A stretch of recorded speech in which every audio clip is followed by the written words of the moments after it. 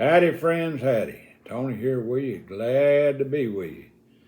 Got a true story here to tell you today about the Barlow knife and how it saved the life of a man that I knew. This came straight from the horse's mouth. Back in the days, years ago, growing up here in this part of the country, I was about 16 or 17 years old, and I worked part-time for a fellow that done landscaping work here, Mr. Overbay, great man to work for. And there was also a man who worked for Mr. Overbay as well. He was an older man, much older than me. His name was Bear Mars. And Mr. Mars was a true mountain man, if there ever was one. His upbringing was in the Smoky Mountains. He lived in the Smoky Mountains before it became a national park. One day I asked him, I said, Mr. Mars, how did you come by the name of Bear?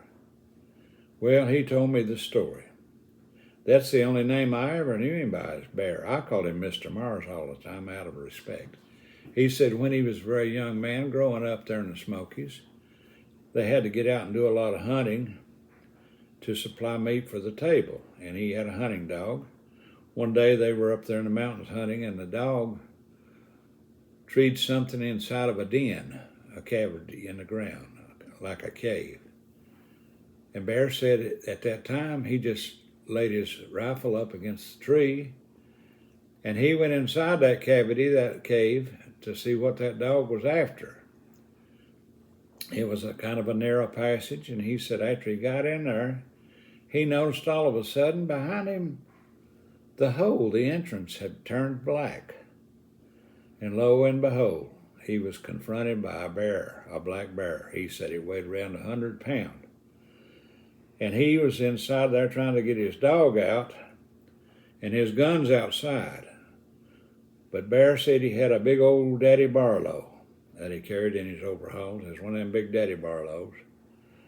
And that's the only thing he could think of. And that bear was coming on to him strong, you know. And he grabbed that Barlow out of his breeches, and he opened that thing up, and that bear was biting at him and clawing at him. And Bear got to cutting, and he got a hold of that bear's jugular vein, and he dispatched that bear right there on the spot. That Barlow knife saved Bear Mars' life, Mr. Mars. He would tell that story, and I know it was true. Like I said, back in the day, that's what they used to do to supply meat for the table. They would hunt game, and those dogs were trained in treeing possums, raccoons, groundhogs, squirrels, rabbits. They were all the way a good dog for being. They'd even babysit for you. They were hunting dogs with. But that's how he got the name of Bear Mars, and I knew him for years and years and years. He was up in his 90s when he finally passed away. But had not have been for the Barlow knife, he would have died at a very young age. And that's a true story of Bear Mars, a great mountain man. Bear never learned to read and write. He didn't even drive a car. But he had a lot of common sense, common horse sense. And I had the utmost respect for this mountain man because I was raised that way myself.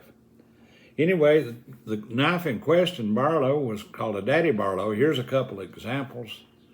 They're a large Barlow, and I think there's even one called the Granddaddy Barlow. And they're equipped with a pretty good sized blade here. I think that's close to 4.5 inches, and that's an old colonial. They're not real old, but it's a Master Barlow, and it is called the Daddy Barlow. And I think maybe they still produce the colonial Barlow. I'm not sure. This one came from back in, I believe, in the 90s. But anyway, decent knife. Listen to the stainless. And here's another example. This is an Imperial, and it too has the long single blade. And I could see if you got it in the right place on an animal where you could take care of business real quick with that blade, it'd get the job done. True story on how the Barlow knife saved my friend Bear Mars from being mauled by a bear. Hope you've enjoyed my story and my take on this. God bless y'all. I'll catch you later with some more good stories.